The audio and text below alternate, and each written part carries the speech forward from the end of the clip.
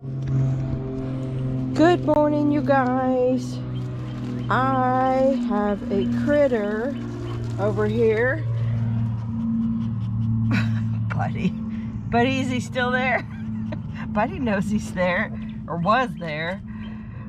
Jack did see a really big possum in the front yard yesterday morning, like as he was getting ready to go to work. Anyhow, sometimes it goes in the backyard, and I think sometimes it's going back and forth, front yard, backyard. I guess I gotta move dirt today. But anyhow, I was really coming up here to show off. We have had tons and tons of rain, and I wanted to show off that it's just making beautiful heads of cabbage left and right, left and right, left and right. Look at these, one after another. Now the weeds are still pretty bad. Here's the red one, red acre. This one looks like it was trying to bolt and make a flower before the rain showed up. So, and there's still weeds in here, and that's okay. I'm not too worried because these two weeds, this one and that one, pellitory, they come up so easily that it doesn't bother me to just do that when I'm ready to change over gardens. And this will become all black-eyed peas in here.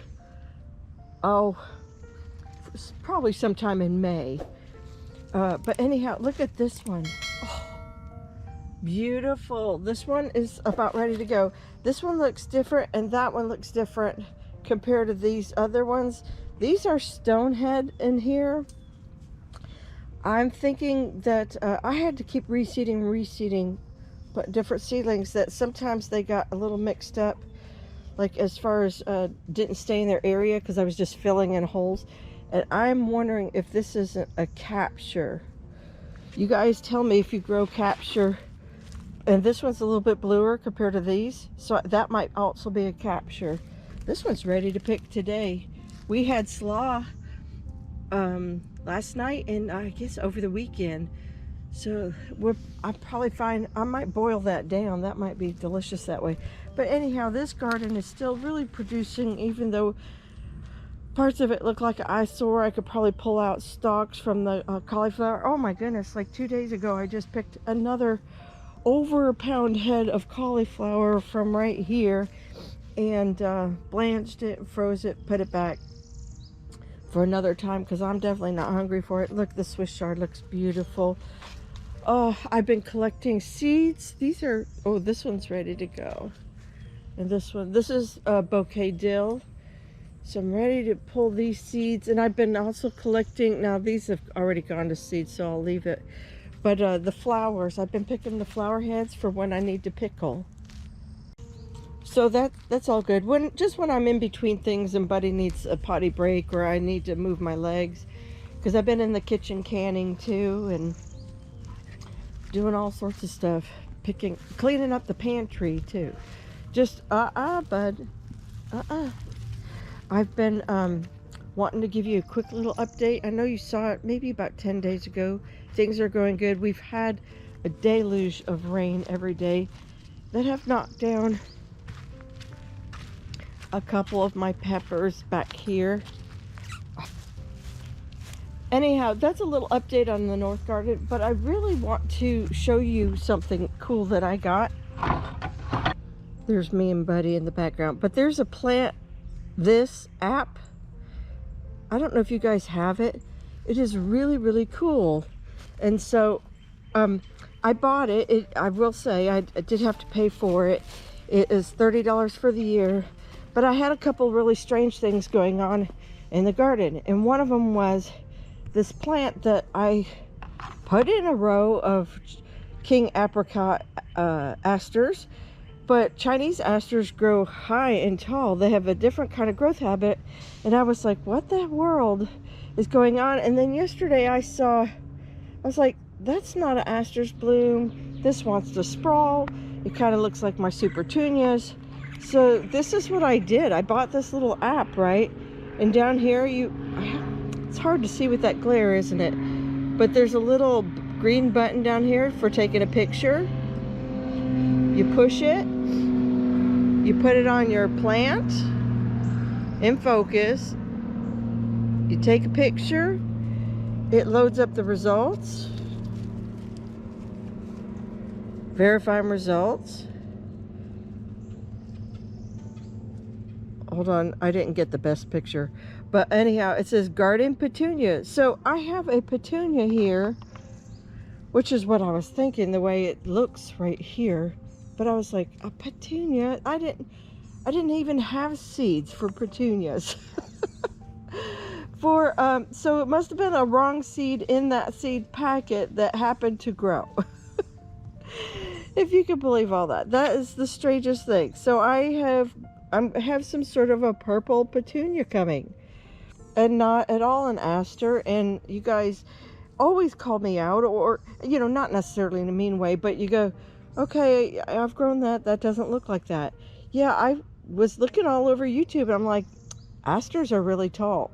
This is not an aster. So I must have got a wrong seed packet, a seed in the seed packet. And anyhow, it germinated and it's doing just fine, but it's not at all what I thought I was planting. And once again, the asters didn't work for me. They might not work for Florida in general. So I just thought that was really cool. I bought that little app called Plant This. So I moved to the shade of the boat barn so you can see this app a little bit better, and you can see Buddy, cute. He was like 4 months old there. So anyhow, I have picture this, hit it, right? And like here's the petunia. And it's got a picture. It has little reminders if you want it to set up your phone to water every 4 days, fertilize every 30 days. It gives you all sorts of conditions requirements, hardy down to 34 degrees, zones 9 through 11, water, fertilize, how to, pest, disease, tips. And then if you feel that isn't your plant, sometimes it can go on over. I'll show you that in a minute when we get to this other one right here. I should have cleared it from my phone. Earlier today, I was just having so much fun, and I already took a picture of the garden petunia, but then I took a picture of the different mushrooms around in our ground since it's been raining. And this one's right here at the end of the boat barn. This is kind of a nasty one. And but there's also subspecies. Like this one is not so bad, can be used in Chinese cuisine. The Maramecia, I think that's how you say it. But it has subsets that are poisonous, so we won't be eating any of that. We won't be trusting the app, even though it's a really nice app. Here's one from up front. I grew the treasure flower, but it didn't have a full bloom on it, and I wasn't really sure. It didn't have a tag. So I have all sorts of information down to 20 degrees Fahrenheit, hardy 9 through 11 in those zones. Tells you the type of soil. I really, really, really like this app. It is definitely worth it for the price this year. Let me real quickly show you how it works on this plant. I didn't know what I was planting in over here because it had no bloom, it had no tag. It was an annual, and I was just like, okay. So I stuck it in here with the salvia and the cat whiskers and the gaura. And anyhow, so this is what I do. I hit the little green take a picture button, put it in there, took a picture, and it says to me, it's a black-eyed Susan coneflower. So yes, now I remember that's what I was wanting to use it for, which I'm sure it would prefer sun, and I'm sure it'll describe and tell me that, it'll give me more information. I'll look that up later when I'm not on the phone, but or when I'm not on video. But if you feel like that wasn't it, like they have purple coneflower, they have purple disc sunflowers, if you didn't feel that was the right match, they give you other options. But I'm pretty certain now that I have a picture and a name that I did buy black-eyed Susan coneflower. So that'll be really cool. I really love this little app thing, and I thought you guys might like knowing about it too. So you guys take care, God bless, and I'll see you in the next one.